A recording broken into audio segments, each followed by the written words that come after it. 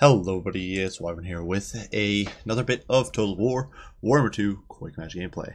Now, as most of you guys probably know, the Festog update patch did finally hit live servers, which is awesome. Now we have a whole bunch of balance changes, bug fixes, and all that sort of stuff, which is really nice. But the faction that was hit probably the hardest, or definitely affected the most by this change, or by this update, was definitely Vampire Coast. Obviously being the newest faction, they're kind of the worst balanced. And to be honest, even if they weren't the newest faction, I think their balance right now is just terrible. But they did get a whole bunch of reworks. They got a whole bunch of HP nerfs for their zombie chaff.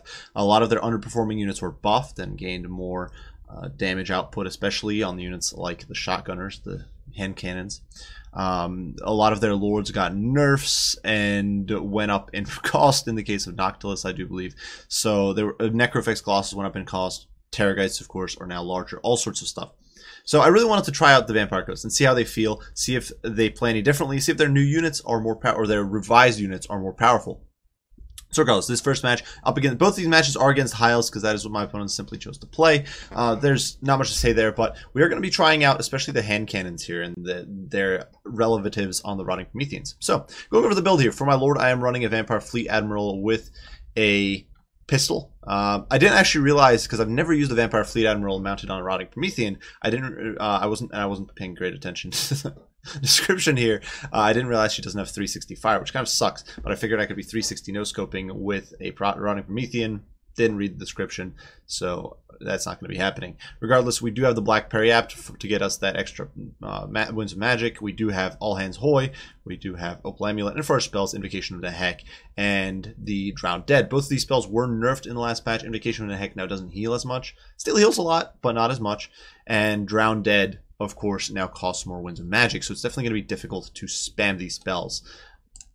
For our front line, it is composed entirely of zombie pirate deckhands with the Tide of Scold in the center. There isn't much to say for these guys. Basically, they're going to tie down chaff. They can bog down spearmen and absorb a boatload of arrows. Now, they did all get nerfed. They have lost 2 HP per model, so that's 240 HP lost across the whole unit.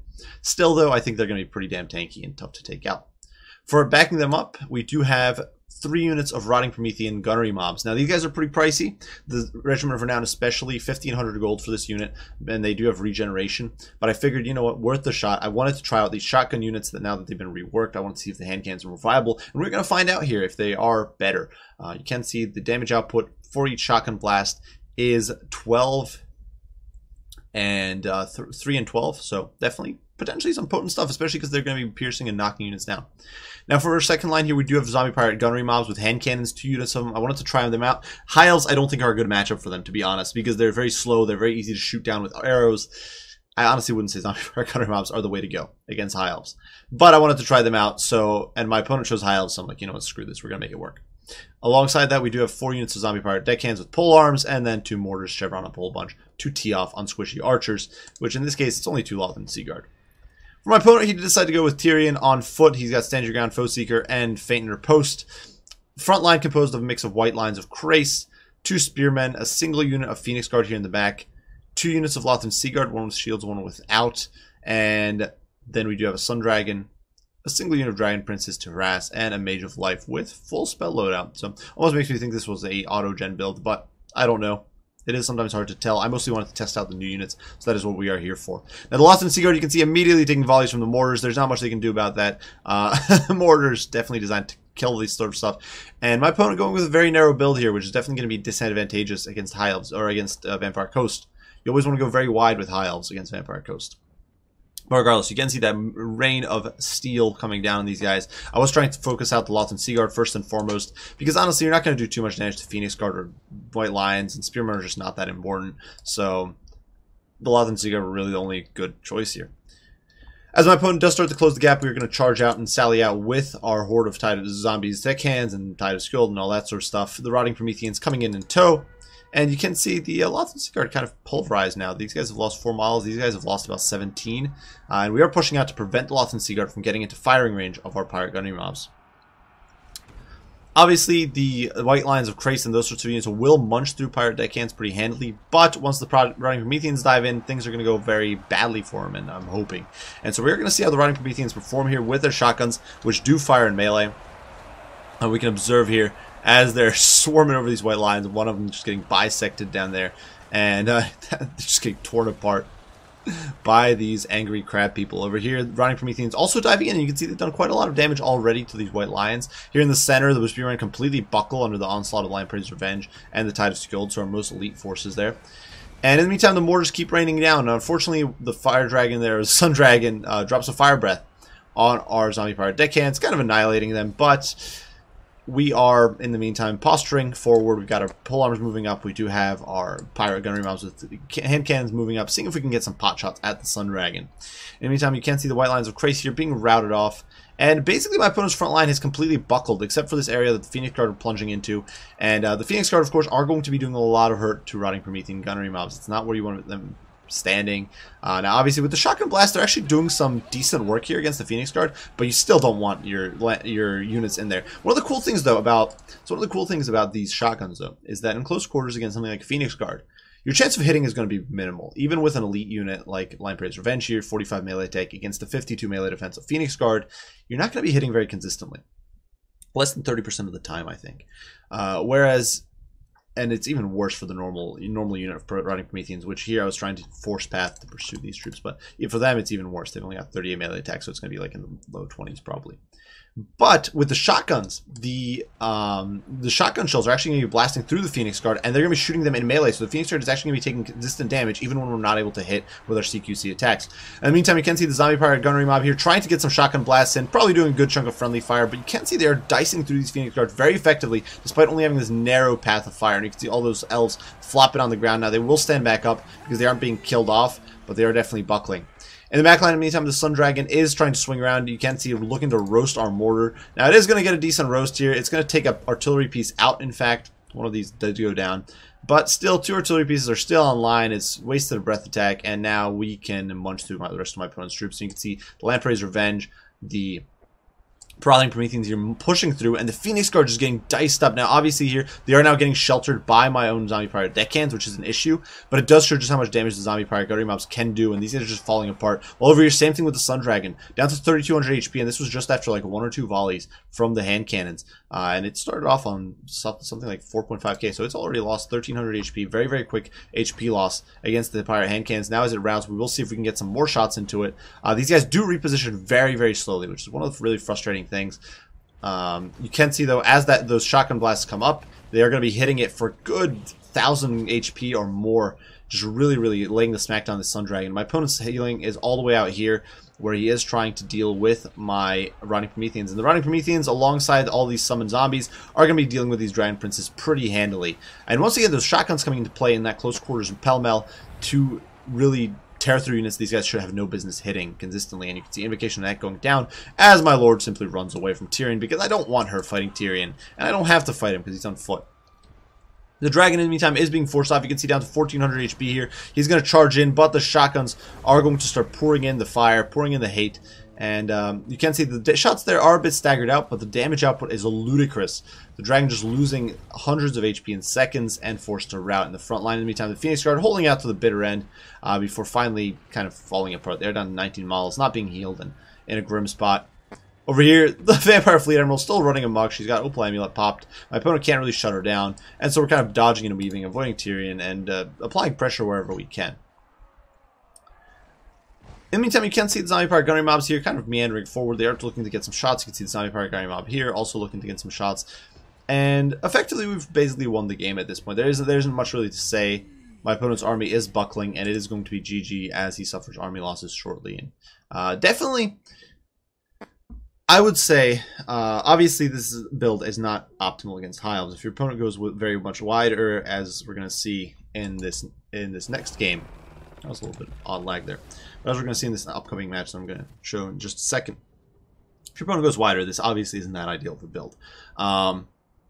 It's still a potent build, still not necessarily weak, but especially the hand cannons are very, very unreliable, I would say.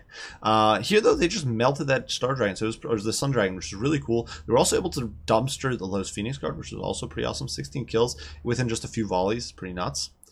Phoenix Guard don't tend to lose models, so obviously not going to be amazing, but still pretty good stuff. The Rotting Prometheans as well, and the Lamprey's Revenge performing rather well, and I think the buff to their AP damage means that they are now a much more competitive choice in those close quarter fights. They can make a bigger impact against units where their natural melee prowess is not very good. Against a unit such as, and I do need to run more testing on this, but against a unit like Phoenix Guard, against Elite Halberds, against units like Dragon Princes, so Cavalry, because they can keep firing in melee, they get much more damage output, and I think that potentially makes them better now. The hand cannons, yeah, they're great. The rest of the units here, I didn't really feel the HP difference, to be honest. It's only 240 per unit, but I could see it having an impact if you're up against a wider army, and we're going to see just how much of an impact. I did run a slightly different build in the upcoming match, but by and large, I do think the changes have been positive for the shotguns. I don't know if they're overpowered. We are kind of going to see. I think that in their optimal matches, the shotguns could be brutal, because apparently they like dumpster. If you put them in guard mode, they apparently beat Chosen with great weapons, I think, in a straight up fight, which is just nuts. I think that was a test run by Lotus Moon or someone on the forums. Which is crazy. Now, obviously, you could like kite and flight a Chosen with just about any other shooting unit, but still, the fact that you can just sit there, take it, and beat a Chosen is nuts. But yeah, we're going to hop on over to the second match, and we are going to see how they perform against a wider build. So this time around, we are on the Stir River, and once again, Vampire Coast against High Elves, as I mentioned before. It seems that is what people are intent on playing against me. It makes sense. High Elves have a pretty favorable matchup here, in my opinion. But the build, almost the same, but we were running Count Noctilus this time, which means we were forced to dump a Zombie Pirate Deckhand mob to make room for him, because he is more expensive, and he did actually get, I do believe, cost nerf, and now he doesn't have... he's just not as cheap as he was before, which is definitely a disadvantage. But otherwise, he's pretty similar. Captain Roth's Moondial. Look at me, I can talk English. Has been nerfed as well, so now it's only got 150 meter range. This means this is actually significant. It means Noctilus has to be within shooting distance of a target to drop a summon. And on a slow, relatively immobile lord, especially a big one like when he's on his necro effects, this is a disadvantage. Before, being able to drop him from 200 meters meant that most archers wouldn't even be close to being within range. And even for those that were within or near range, it was difficult for them to get more than like one volley off before you wandered off out of range. And this was a big advantage for Vampire Coast, because Vampire Coast doesn't have fast lord options. It doesn't have fast hero options with summoning capability. Obviously, you've got Luther on his Terrorgeist, but Luther on his Terrorgeist has no summoning capability. So that was definitely an advantage that he's now lost. But otherwise, the build here is pretty similar. His spell loadout pretty akin to what we ran last time. Melkos Miasma and Invocation of Nehek and Summons. Melkos Miasma thrown in to control Cav a little bit.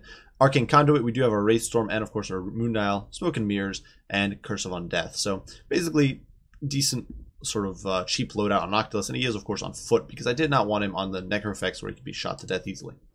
My front line, it is 4 units of Zombie Pirate Deckhands, one of which is the Titus Skjold. Second line, same thing, Rotting Prometheans, one of them, Lamprey's Revenge. Flanks, we've got 4 units of pole arms set up to defend our shooting, 2 units of gunnery mobs with hand cannons, and then once again 2 mortars on 6 chevrons. And these guys are there to mulch through cheap trash, which my opponent brought in huge numbers. And this is much more of a build that I would recommend if you're playing against Vampire Coast.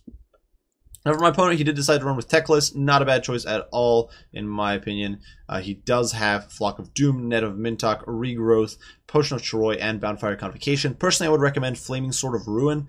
My opponent also did forget to take off Kindle Flame, but that happens. But I would recommend a Flaming Sword of Ruin for the simple fact that you might run into Sirens, and if you do not have Flaming Sword of Ruin, you could be in deep trouble. Or I guess he might have been hoping to synergize there with the Fireborn, so maybe that's why he ran it. For the rest of this build, front line composed of Signs of Mathlon, as well as 4 units of Vanilla Spearmen, and nothing fancy there. 2 bolt throwers on the periphery, looking to counteract my artillery and monsters, and you can see they're immediately going to be taking pot shots at my Rotting Prometheans. Second line of archers, as well as Lothran Seaguard, including the Storm Riders, who are the Regiment of Renown, that causes fear and can shoot on the move, and has Vanguard, I think, though my opponent isn't using that here. But no Sisters of Avalorn, which is definitely nice. It means that my opponent is not going to have AP to deal with me, which is, you know, nice to have. Nice to not have to worry about AP shooting, especially in Rotting Prometheans. And, well, obviously you have to worry about the bolt throwers, which is why I'm pushing very aggressively here. But that's much less of a concern, in my opinion, than Sisters, because Sisters do so much burst damage. Over here we do have the Fireborn who are trying to sort of skirt around, perhaps get a charge into the back line. You can see there we bait out a volley from the archers, allowing our zombies to catch up as well. But the bolt throwers are going to keep pounding us. And you can see we've already lost a Promethean. The Lamprey's Revenge really suffering here. And this is one of the problems with them. They are a very expensive unit. This is a 1,500 gold unit, keep that in mind. And they are getting completely dumpstered right now. And I'm not even able to get them into close quarters, which kind of sucks. That said, we are going to close the distance here. You can see Count Noctilus does get his Zombie Pirate Deckhand summoned, and he's going to be able to start applying pressure to this Eagle Claw. In the meantime, the archers are very much focusing on the Lamprey's Revenge. Makes sense. They are the most elite, most, in many ways, significant unit here, because if they can bust through this front line, they're going to be a serious pressuring unit on the back line. In the meantime, though, the mortars are getting some value, artillerying these pockets of archers. You can see these archers there dropping quite a few models. And in the meantime, the blob of rotting Prometheans is getting in there. Unfortunately, my opponent here does shatter my Lamprey's Revenge, so they completely die. But we do still have 2 rotting Prometheans, and my opponent is not able to effectively kill them off, unfortunately. In the meantime, over here, you can see the Wraith Storm coming down on the Storm Riders, completely dumpstering them. When I say completely dumpstering them, it's 12 models lost, but still, pretty decent impact. Over here, the Fireborn are trying to sneak around the flank, looking to get some charges in, but we do have our polearms ready to go, and we do have 2 units of gunnery mobs with hand cannons, so they're not going to be able to get in effectively. And over here, the Rotting Prometheans are going to push through and start looking to pressure the backline. And of course, even Lothran Seaguard is not going to have a huge impact on these guys. They just have way too much armor, 120 and 48 melee defense. They really don't have to worry too much, and they are able to push through. They are actually take a few bites out of Teclis here. He's forced to pop his push from Chiroi before we push through to the back line. And you can see Noctilus here diving in, constantly pressuring these archers. Over here, the Eagle Claw Bolt Thrower was attempting to reman, but still shut down by our zombie summons. The zombie summons, in my opinion, last way too long for the Vampire Coast. It's definitely kind of ridiculous, but we are able to force off these Eagle Claws over there. Spear is still trying to catch Nocti, but not really succeeding. And we do get another summon with Roth's Moondial, so we're just applying constant pressure to the backline. We've got Rotting Prometheans in here being hit by Nehek. We've got mortars continuously pounding these pockets of shooting. We've got our front line here winning out against the spears, especially with Fear kicking in and surrounds. And polearms pushing in. The Fireborn, though, are going to push in here against the Rotting Prometheans and definitely do a number on them. Because Rotting Prometheans, while they do have huge armor, they do not have invulnerability against the mighty anti-large bonus of, I think, 18 the Fireborn have, so they're going to be munching through these guys pretty efficiently. Though, as these guys stabilize, they're going to be able to hold, and you can see those shotgun shells doing some damage there to the Fireborn, definitely not going down without a fight. We're definitely laying the smackdown on them a little bit. In the meantime, Noctilus here slugging out with spears, summoning units, pushing these archers off, and we're continuing this advance. Now, unfortunately, our mortars are struggling a little bit to keep up with us, and I should have probably pushed more polearms forward here, but we are continually pressuring my opponent. We do get another Wraith Storm in on the Fireborn, taking off some models, which is nice, and we are able to heal up these running Prometheans. So our last unit of Prometheans here, holding the line for the greater good. And in the meantime, the hand cannon's pushing up, desperately trying to get into range of the Fireborn, trying to have an impact on this battle. Before, I'd held them back out of fear of archers, but now I really do need to get them into the fight. I probably should have been pushing the polearms up much sooner as well, but unfortunately we're just delayed there. But you can see the constant mortar fire is starting to whittle down these Lothran Seaguard. They are losing models pretty consistently. And the Rotting Prometheans tanking it out here. They are staying around. And now, as the Fireborn are going to extricate themselves, looking to get more charges in, they are going to find themselves on the wrong end of these hand cannons. And just look at these guys right now, sitting pretty at 37 models and 3,900 HP. Over here, the hand cannons being stupid and trying to reposition.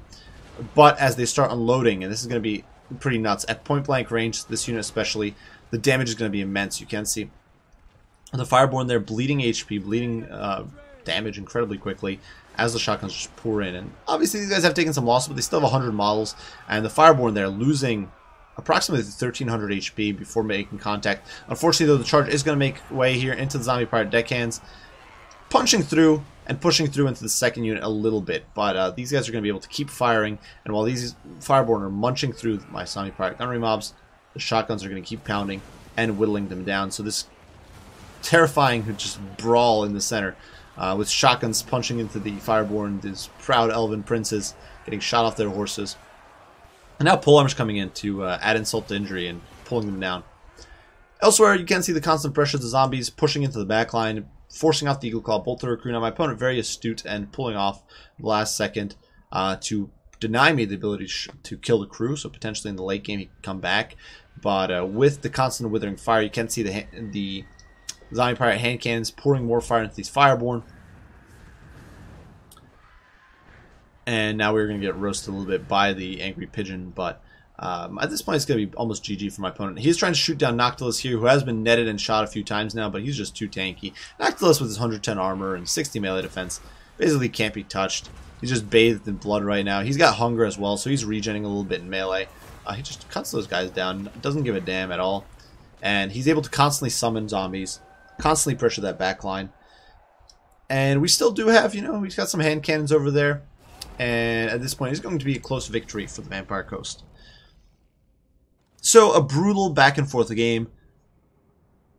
And I think you have perhaps a clearer idea of where these units stand compared to before. Now, obviously, I'm going to say neither of these units, in my opinion, are ideal for the high elf matchup. The Rotting Prometheans perhaps a little more decent because most high elf builds against you are going to be very wide. And Rotting Prometheans can soak up a lot of missile fire. Because they do have 120 armor, they've got... You can have some mobility, so they can pressure the backline. They can deal with heavy infantry if you need to. They can bog down heavy cavalry if you need to. They can bog down lower-end cavalry as well. They've got all sorts of versatile uses. The hand cannons, though, obviously I wouldn't say are very good in this matchup.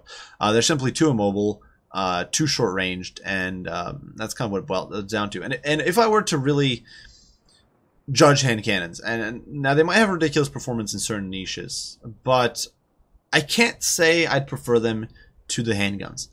In this match, you saw they did do some crazy damage to the Fireborn when the Fireborn were standing still and allowing them to pound them at point blank. But the problem is that an astute opponent is not going to let you get that close and without charging you. And once they're in melee, they kind of fall apart. They're really not a good melee unit, obviously. Now, against an infantry unit where the charge withers after reaching melee, and then you're able to keep unloading on them, the hand cannons are great. Sure, they're good, but against everything else, they kind of struggle. They can do burst damage, but it's like Trollhammer torpedoes, but I'd say weaker because they don't have arc. They're not able to shoot over your lines. They are much less effective at range. I think that while their range is theoretically 90 meters, your functional range is closer to like 40 or 50. Whereas Trollhammer torpedoes, especially if the target isn't moving very much, will annihilate a target at max distance. Now, obviously, you're paying a lot more for Trollhammers, but I really don't think the performance, especially given how stupidly powerful handguns still are. Zombie handguns haven't really been nerfed. If we quickly drop on over here to the stats for the handguns, I think the only difference now is that they've got less for the normal zombie power. Again, Gunnery Mob handguns is the fact they've got a little less HP. They've got 240 less HP, which is almost irrelevant. So the hand cannons, now sure, they hit a lot harder. They're a lot stronger. I would say they're actually viable now, but I don't think they're great. I don't think there's really much of a purpose to bring them. The accuracy is too piss poor at any range besides point blank. It's much like the old school Necrofex Colossus, the Gallows Giant was before this patch hopefully changes it. So they're not really able to do anything at up to like 90 meters. They need to be within like 40 or 50 meters to have an impact. And besides infantry, they just don't dice through anything. And if you need to deal with infantry, you're good enough with zombie pirate gunnery mobs. You've got other tools in your roster. You've got Murngulls. You've got animated Hulks, which actually got buffed this batch. You've got Rotting Prometheans. You've got Rotting Promethean gunnery mobs, which are actually decent, I think, because they can get their guns singing much more easily. They are going to be in melee, so they're going to be making use of those shotguns. So that's just my 2 cents. I do know this was a little bit ranty. I do know this was a pretty long video because I did double cast, plus kind of breaking down what I think. But I wanted to give you guys my thoughts. I wanted to demonstrate what these units look like now that they've been changed. Noctilus has been nerfed for the better, I think. He's much more expensive and much more, maybe not much more, but a bit more difficult to get use out of because Captain Murat's Moondial is shorter range, which I think is a good change. It might encourage people to run Noctilus on foot, which makes him more easy to control than when he's on a Necrofect Colossus. I still don't agree with the nerfs to Aranessa. She got lost her ability to what is it called, the Hornswaggle. So that I think is stupid, and I don't think it makes sense for Aranessa, who of all people is like the most real pirate of all these pirates. Like the other ones are vampires who do pirating, I guess, is their day job, but she's like actually a pirate. So it's weird that she doesn't have Hornswaggle, which is like seems like a piratey ability, but oh well. What can you do? Otherwise, yeah, I think Rampart Coast hasn't really been impacted. I think their strong matches are only going to be stronger this patch, ironically, because the hand cannons against infantry heavy factions, against factions that have to go very wide on infantry, like that already struggle against you, like Beastmen, like Norska, like Chaos, they're just better now. In a lot of ways. Now, obviously, summons are a little more expensive and X a little less efficient, but I think they're a little better against those factions. While I don't think their issues with long-range factions or mid-range factions have really been rectified at all. So, and they're just weaker because their summons got nerfed. So, we'll see how it works out. But like I said, I do know this was a long video. I do hope you guys enjoyed the video. I hope you found it entertaining and hopefully informative and gave you guys an idea of what to expect from this patch and what the impact is. If you have any questions, any comments, any criticism, if there's something you'd like me to discuss about the patch or just about, well, if you just have requests in general, as usual, don't hesitate to post them down below, and I'll do my best to respond as soon as I can. I do hope you guys enjoyed the video, and I will see you all in the next one. Wyvern out.